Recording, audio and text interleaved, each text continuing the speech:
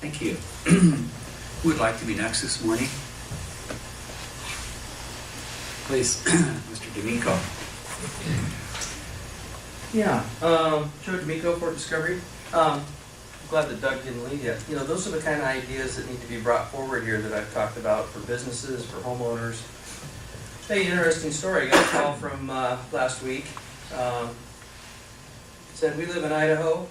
Our folks passed away. And guess what? We can't sell our house. Been on the market for years.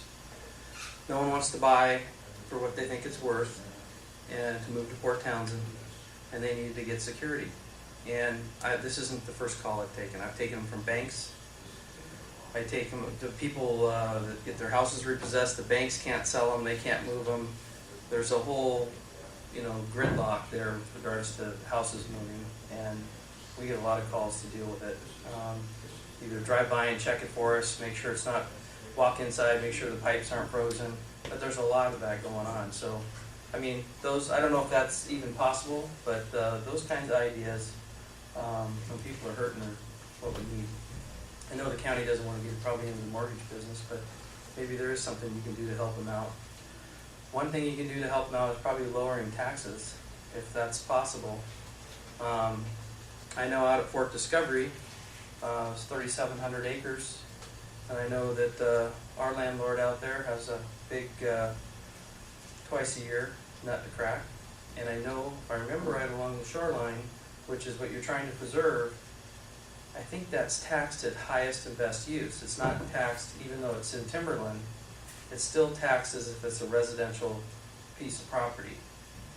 And so you're forcing people to do something, and I had this conversation with Bill earlier. It's nice to have, to sustain Discovery Bay the way it is and have forestry and cut down so many trees a year, but it takes 80 years to grow those trees back, pay those taxes. You're just forcing people to develop. And so if there's a way to keep the property taxes down or minimal, and I think they do that through the forestry stuff. The other thing is that I wanted to thank the staff at Jefferson County. I get, with Jeffco 101, I get tons of emails. People, sends me reports. I get the financial reports.